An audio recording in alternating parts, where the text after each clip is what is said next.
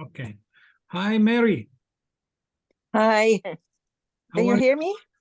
Yes? Okay. Everything fine?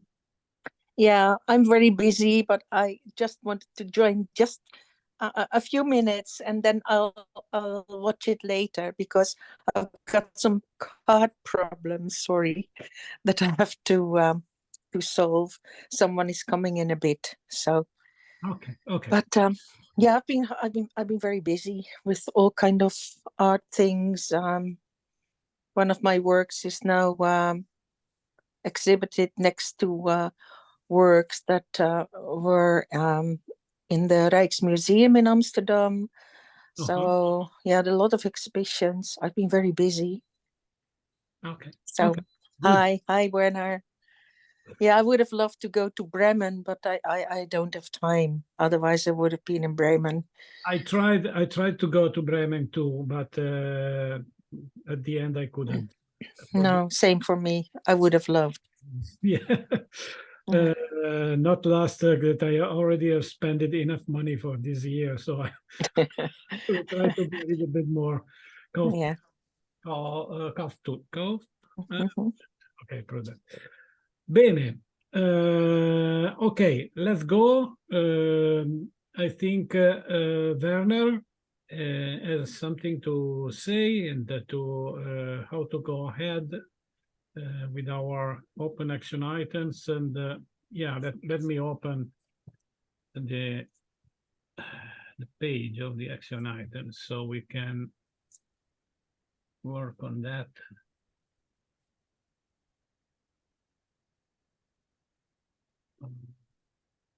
Drive.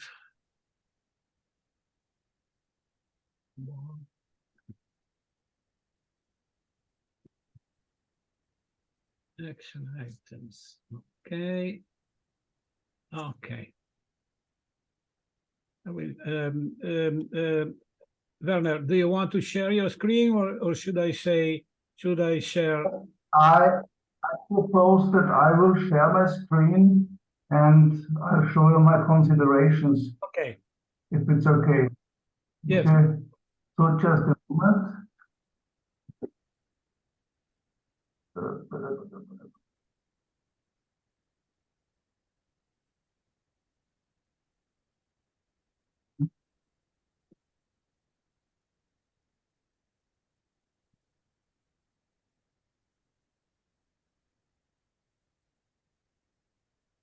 I hope you can see it. Yes.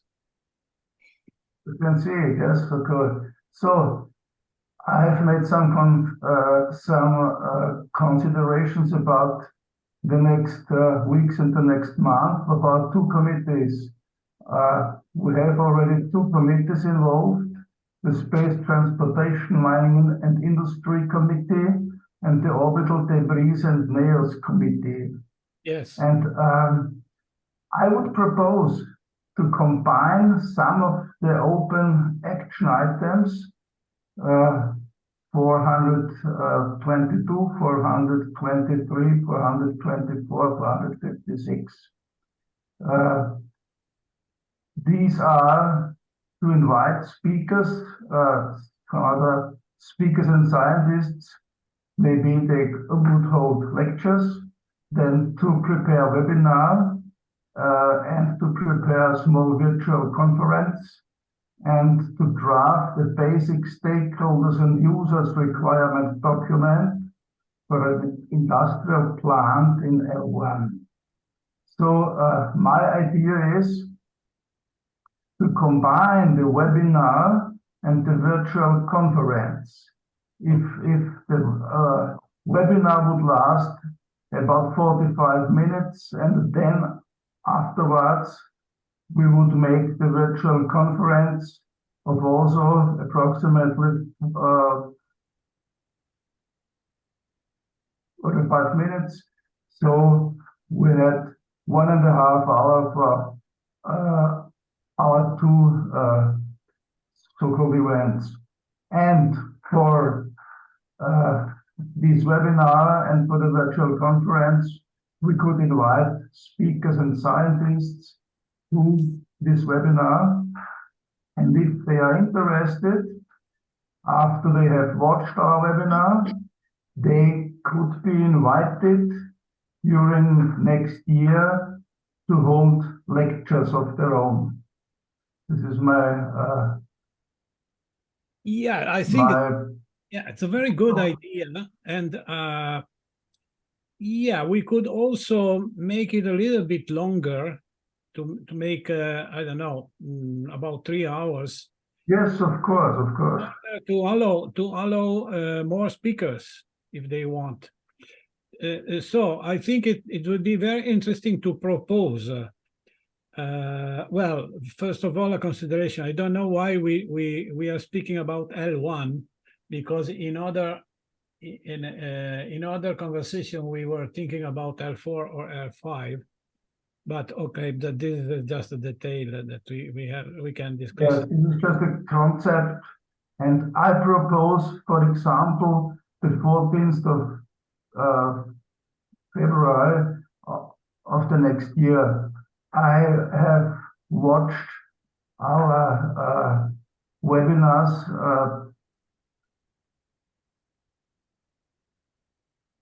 timetable and so on, and I think this would be I think February 14, you are.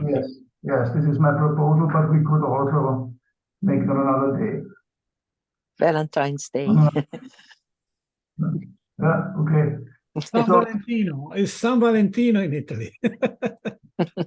You know, is the It's a holiday or something? yes, No, no, it's not an holiday. È la festa degli innamorati. Okay, it's the celebration of the loving people. Yes. Yes. Let me check. Now, about the webinar, I have also some considerations about the webinar. Yes, to the calendar of the webinar. Just a moment. Webinar concept, okay. So I hope you can see it. The webinar is just a preliminary concept, of course. It is the webinar which will cover space transport, mining and industry, as well as orbital debris and near utilization. Now, in short words, space debris will come from Earth orbit, of course. Yes. Then there will come material from lunar mining, and there will come material from the asteroids, from asteroid mining. Yes. Now you'll see the material flow is this from the space debris it will be, or it may be transported to L1 industrial plant by space duct. From the lunar surface, it may be transported by the so-called electromagnetic mass driver, which was invented by Gerard O'Neill. And from the asteroids, from is especially from the NEOS, it will be transported with spaceships. Now, what is the goal of an industrial plant in space? Processing lunar and asteroid material, then collecting and processing orbital debris, extracting metals, and of course extracting fuel. This is important in my opinion. And next thing is the stakeholders and users requirements, of course, for all these processes, and within a legal frame for the mining industry in space. So this is my very small and short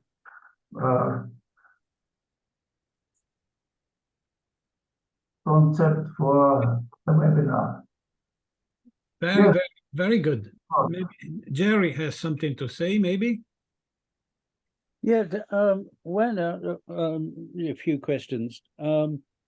What timeline are you imagining this happening, and how much material is to be extracted, say, from the moon, because that's the nearest source of material? I think the timeline would be from I think the year 2050.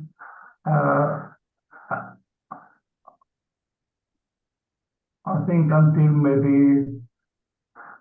within the next 100 years or so. Okay. I mean, a particular thing there is space law, which is who is going to own the material extracted from the moon.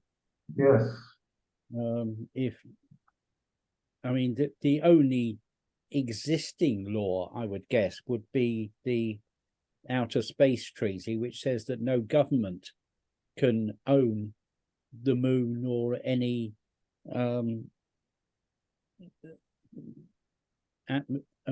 astronomical body. But we would be saying, well, we're not claiming the body, just some material from it. And the question is, then it would be, well, how much of a body can be taken before it comes under the restrictions? Because with the moon, you're only going to extract a small, very, very small percentage of 1%. It's all 0.0000% of the moon. But if we're talking about an asteroid, you might theoretically take anything from 1% of an asteroid to 100%. And if you're doing 100%, then obviously you are claiming an astronomical body for your own use. And the question is that allowed legally? We need, in any case, a legal framework for these activities. Yeah. Yes, I would like just to add a couple of things. Thinking about a master plan, so what come before and what come later and what still later, in a realization of this plan, I believe that reusing orbital debris would be maybe could be the first step. Yeah, also lunar materials and orbital debris. But I think orbital debris is very important, because we can imagine a version 1.0 of this industrial plant to be conceived to process orbital debris, to produce materials for construction.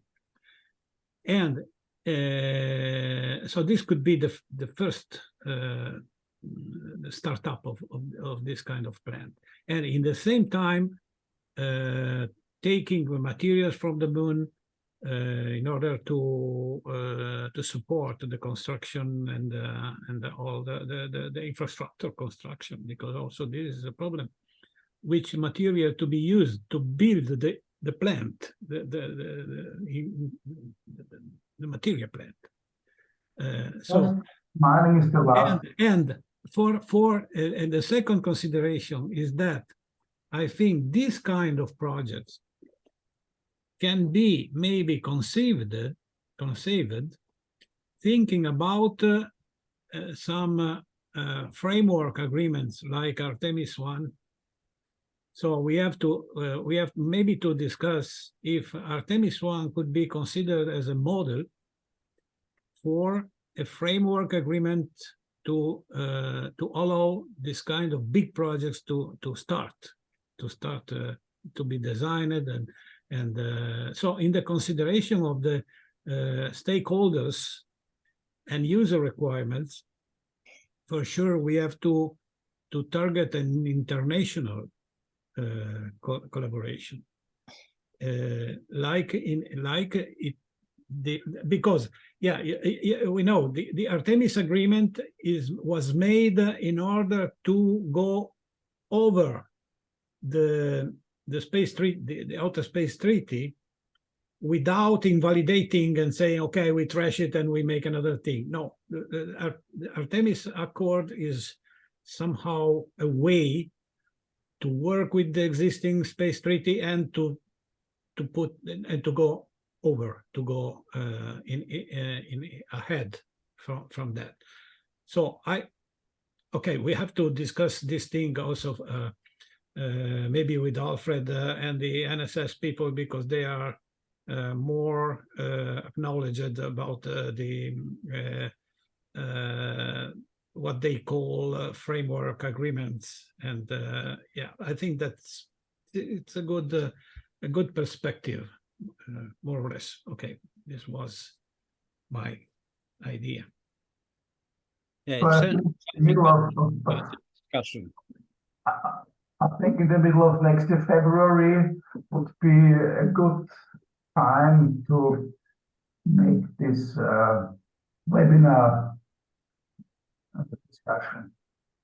Afterwards, okay, one question. What do you mean? So you are thinking to have a, let's say, an alpha day small conference, virtual conference. The first part is a webinar, and the second part is a symposium, let's say. So what would we do in the webinar? The webinar will be a small lecture proposing the project and proposing how we think that about goal. An introduction to introduction. It is not more. It is not very much more as an introduction. Yeah, and also I would suggest that people put forward ideas to be discussed at the main event, so that people could start to develop presentations for that. Yeah, of course, this is possible. Huh? Yeah, so someone might want to perhaps produce a list of potential stakeholders and other users. Someone else might want to talk about habitat of any scale on the moon that would be needed in order to construct the mass driver, and so on and so on. Yes. Excellent. So I think the maybe we can prepare an abstract, a description. I will do, yes, I will do. Yeah. Okay. I have to leave. Sorry. Oh, bye-bye. Ciao, Bye. Mary. Bye-bye. Next time. Ciao. I will prepare until next week an abstract for the webinar. Okay. And then you may edit it or something, and then you may add some just and so on. Sorry. Just looking at my diary, I can see that January 24th and 25th, Wednesday and Thursday, we are due to have a conference on space habitats. Really? Yeah. Now, what we could perhaps do is combine with this particular topic. Yes, we could, well, we could have a preparation meeting for the conference. Okay. Because I believe if we want to involve other speakers, we have to schedule a little bit later than February, in order to allow people to think about it, to prepare their materials and so on. I think we have to think about maybe March or April. And in January, we could have a preparation meeting. No, a preliminary meeting. Yes. Okay. So how about if we're having this conference on space habitats, that perhaps on the second afternoon that we have this, we devote that to the preparation of this other event? Yes. Let me just check. Where did you see this date? Because I'm afraid I can't remember whether it actually came from a listing on the SRI website. okay, I space habitats. I'm seeing now sorry, I just would like to share this, but I think if I will share, I will interrupt your sharing, Werner, but then you can share it again. Okay, are you seeing the calendar? Yes. Yes. The next Space Habitats meeting will be the 23rd of November, so it should be next week. It's next week, yes. The Space Habitats. Yeah. But of course, Yes, meeting is next week too. And yeah, we also have a space law. We have a lot of meetings. Yeah. Yes. The committee chairs also. And yeah, then the 30th of November, we will have the board, SRI board. And the 6th of December, the 18 SDG committee. So January, Jerry, where did you see that date? I'm not sure. Can you just scroll down again? Because I thought there was something there. No, there's no. 2024 is not yet considered. No. There's groups of committees. Space habit. Oh, I see. Sorry, that just lists the links to the groups. Okay, go. All right, go back up then. Okay. Firstly, off that, I have to say I won't be able to make the committee chairs meeting on the 22nd of November because that is the 60th anniversary of the assassination of President Kennedy, and I'm giving a major presentation that day. Oh. I see. So we have maybe to postpone the committee chair. I think also the 23rd of November is too soon for another space habitats. Yeah, it was in May, I think. Yes. It was 24th of May. Well, I mean, this is just, is this just committee meetings? though? These are the committees. Ah, okay, but we had the webinar. We had the webinar on space habitats. Yeah. Oh, okay. No, the 23rd will be okay for a committee meeting. But yeah, maybe we can postpone the space habitats meeting, because we had. Well, let's do in the proper. Okay, there we go. In the proper way. We made a space habitat committee webinar the 16th of October. This was a public webinar, okay? Where we discussed about the Island Zero and the AGOS. Right, and that wasn't that long ago. Yeah, but let's see in the committee. Let me check space habitats. Clear.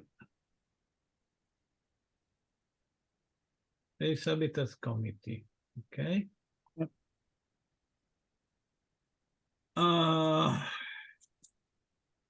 Prepare an expert for January 2024 conference. Yes, we had the idea to make a conference in Yes. January. Invite the IAF Space Habitat Committee members to our next meeting, and JR to communicate what's he expected to do for Giulio Resendi. Yes. But this was done already. The conference in Brazil was done. Okay. Good. And KA to prepare a note about the virtual reality project to be spread on the SRI channels. This was Kyla Antley. And Right. Jerry Stone to send an episode on the L0 to some ESA representative for. Okay. So now I prepared an abstract and I did ask for suggestions yeah, of ESA people to send this to. yes, and this is the best thing is Bernard. Bernard can reply to what who is the best person for this. Okay, I'll contact him. Thank you.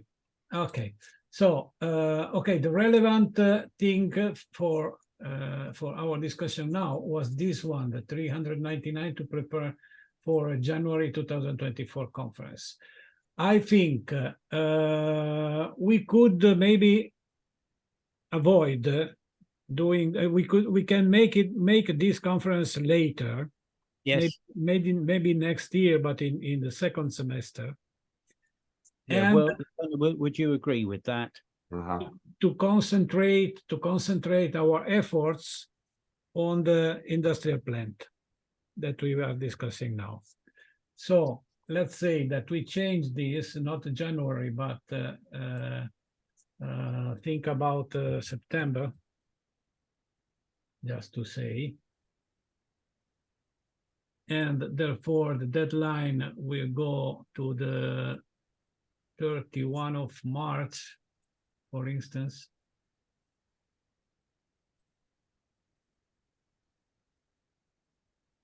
(2024). Okay. And okay, so this is done.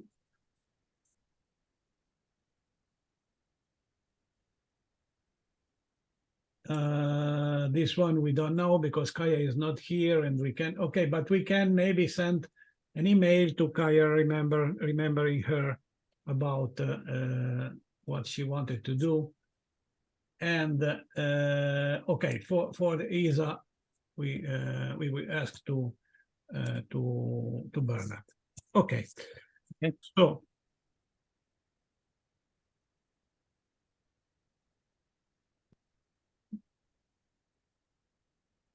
So now let me go back to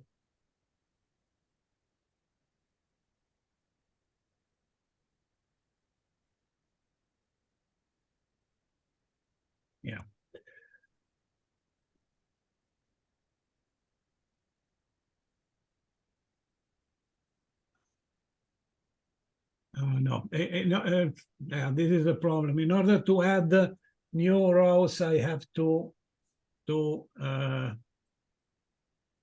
take away the selection.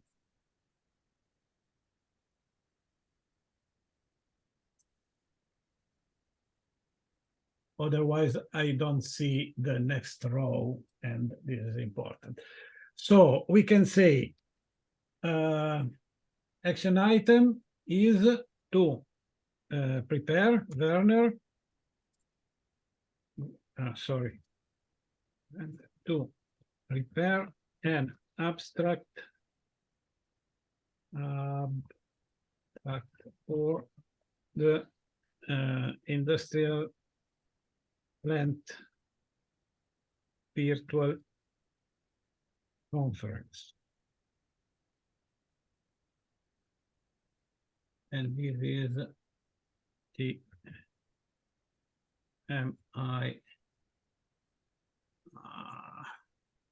how is it called?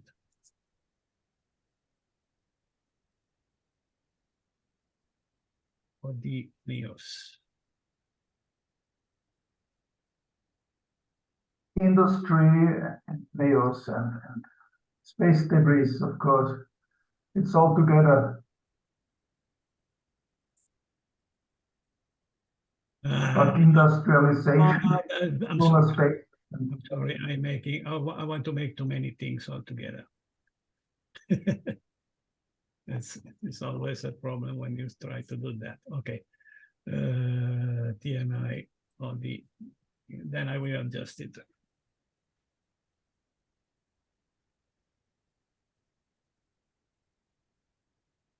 Yes. So this is Werner with Jerry, of course, and myself. But Werner, you prepare the first draft, and then you. Yes, I did the first draft of the abstract. Yeah. When we want to have it? End of November, too early? The abstract? Yeah. Yes, end of November, yes. Okay, 30. Well, end of November is next week. Let's say 15th of November. A little bit more comfortable. 15th, that's today. It's next week. It's today. No. Yeah. 15 November, sorry, 15 December. Okay, 15 December. December.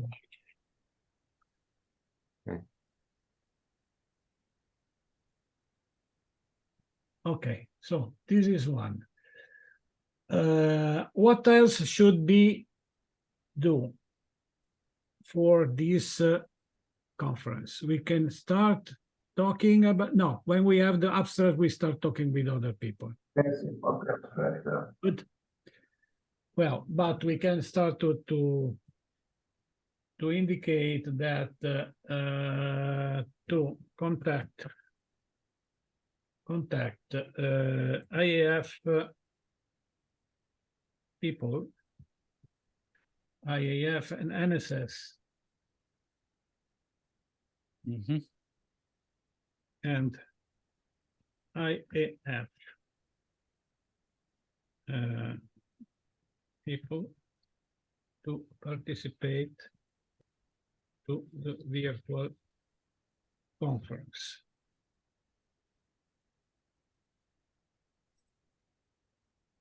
When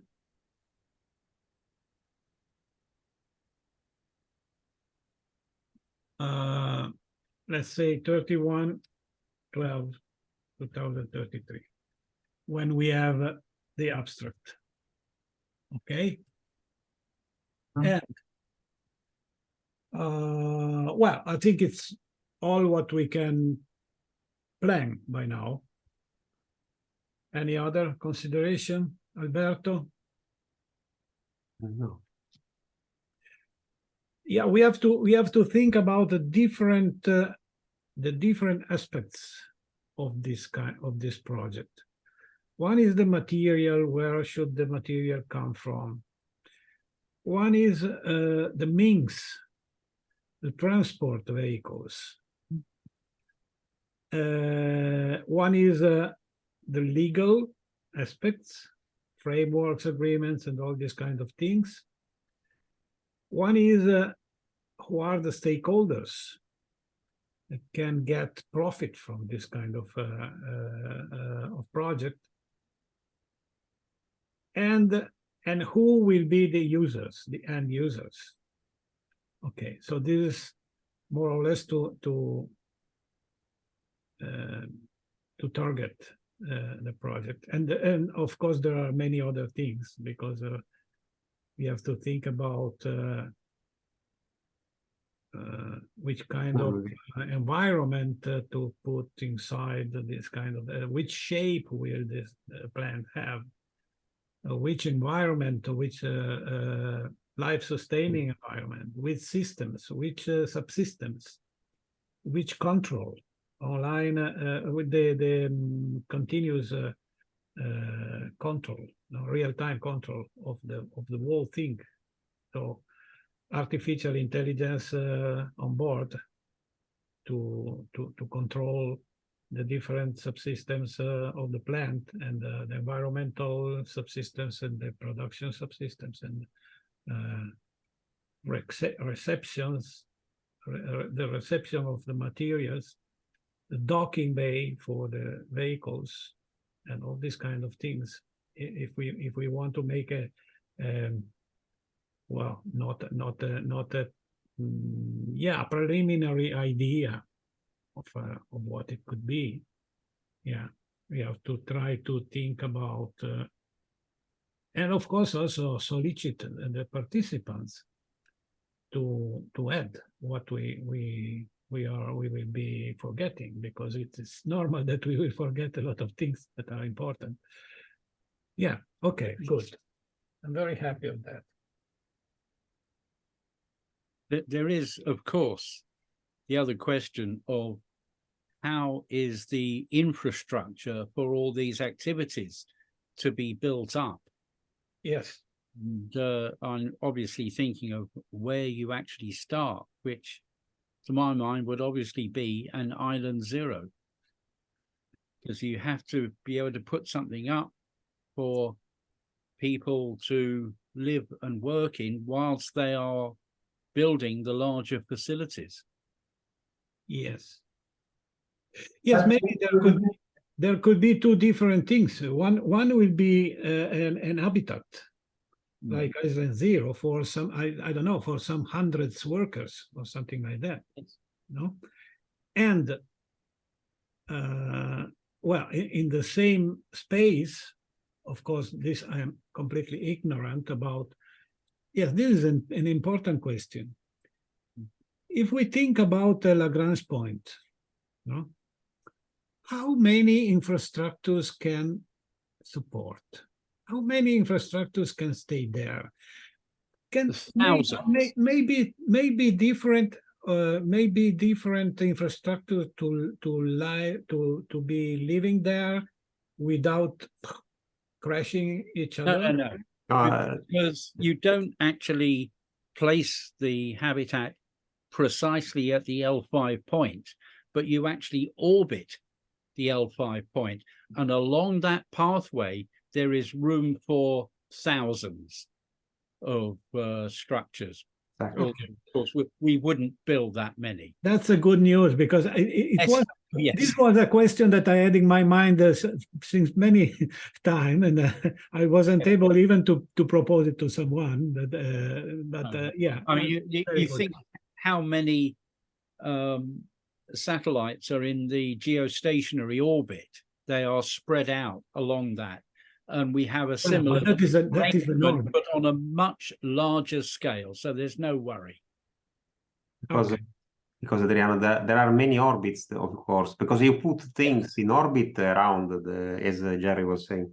So there are many orbits. Of course, someone should regulate all the things, but there is plenty of space around the Lagrange point, because you make many separate orbits around it. Okay, that's fine, because okay, we always think that if you put something in the Lagrange point, you don't need any asset control, you know, because it is in equilibrium between the opposite gravitational attraction from the moon and Earth. No, to be more precise. So if we have to orbit around a Lagrange point, then we need an asset control. However, no, you don't.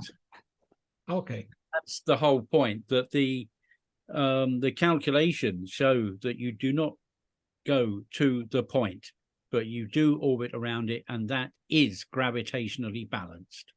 So don't worry about it. I'm still confused that this is not strange.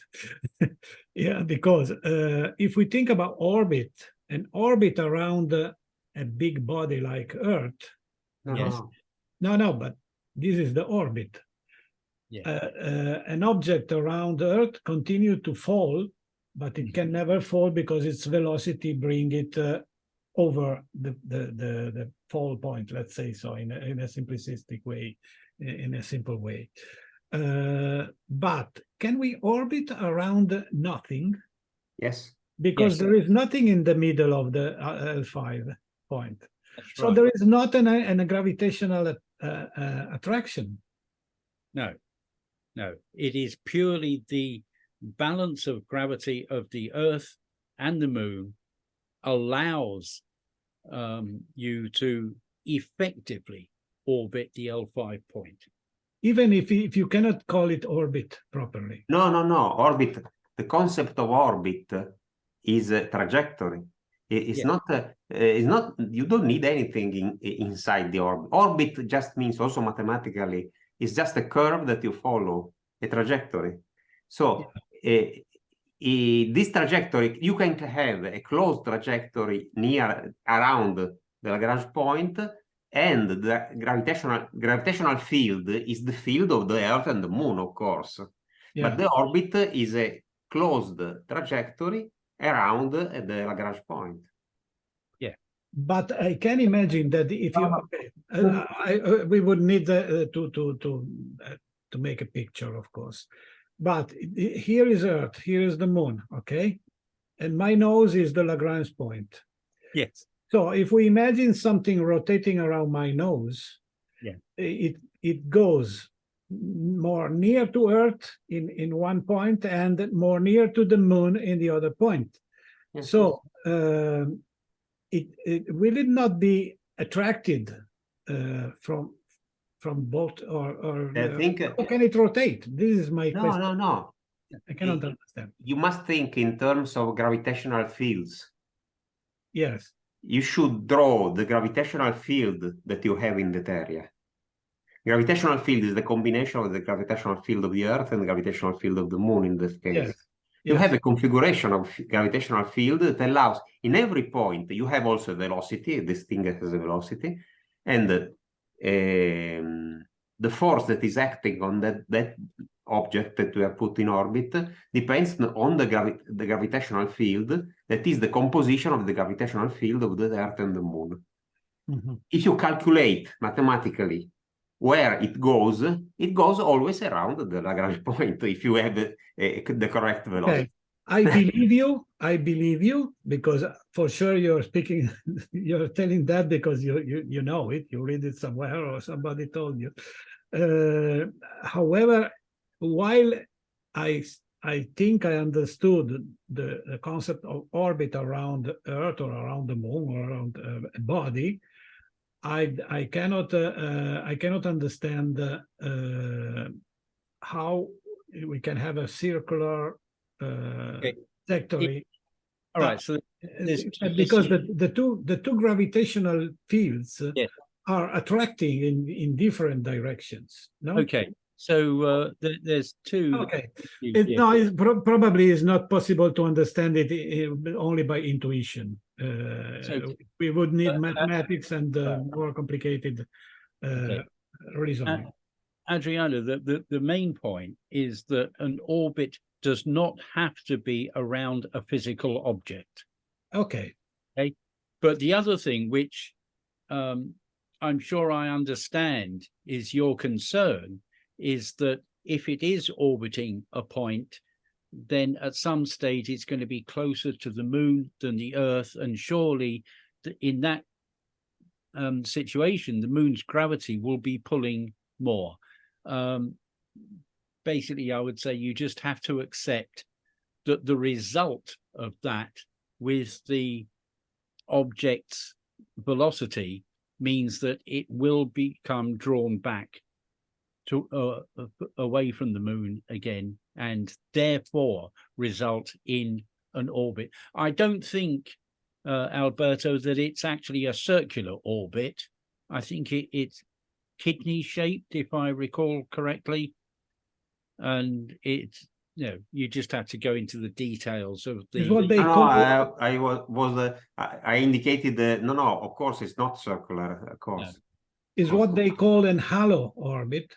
It's called halo orbit, yes. HALO. Yes, yeah. but not circular.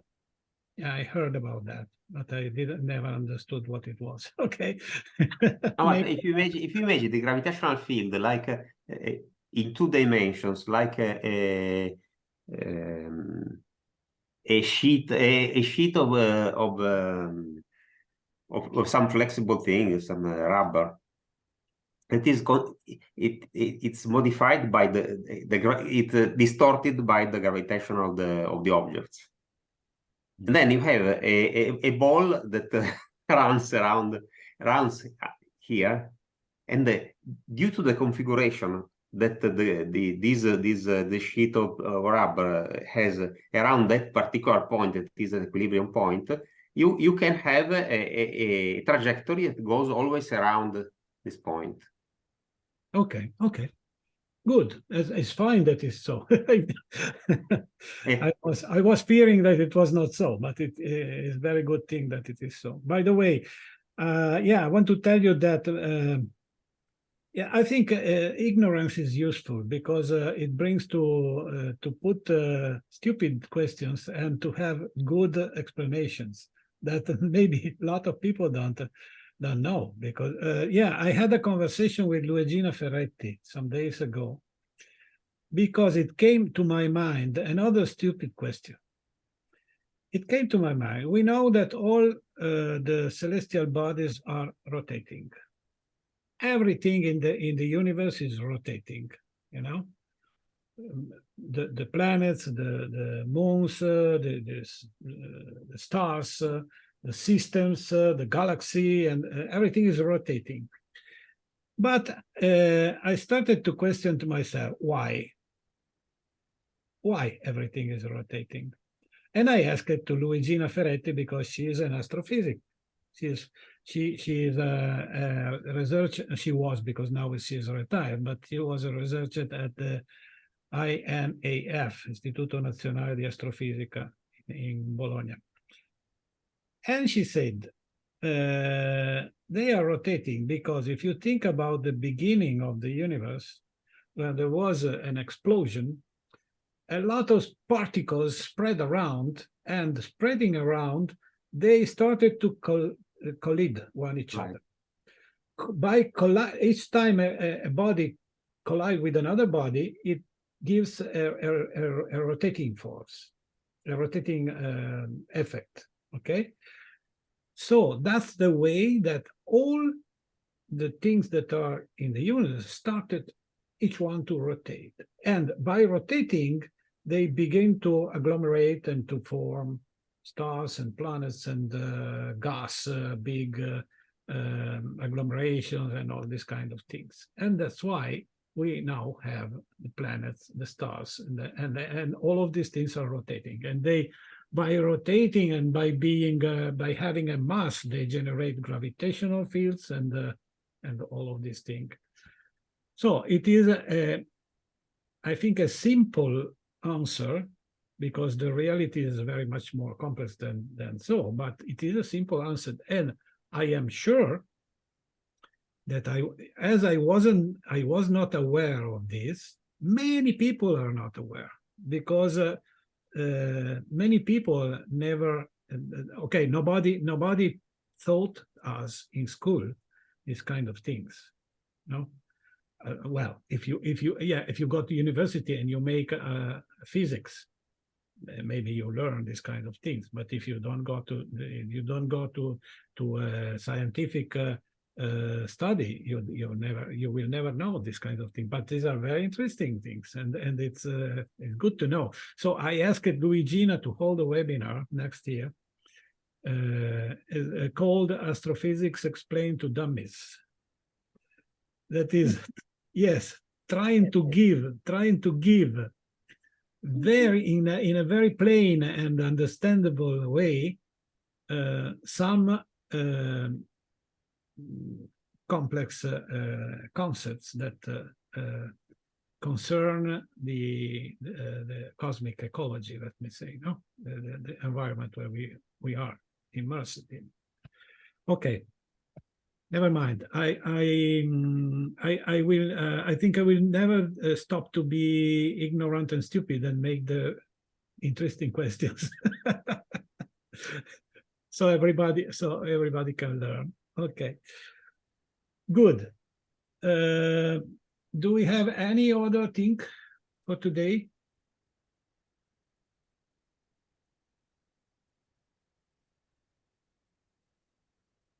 You put a question about my presentation about launchers, but that's the presentation that I would present in the next webinar, in the webinar we have planned on the 5th of February now. 5th of February. Let me check. If it is correct, I looked at the calendar of the webinars.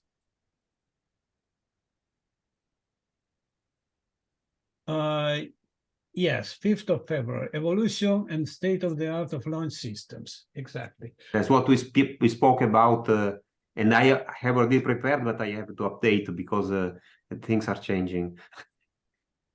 Oh, okay, okay. We also hope that Starship flies. We hope very much that things will change tomorrow, in 2 days, maybe. Yes, if you will send me your abstract, so I can create the events, that is a good thing. Okay, okay. Fine.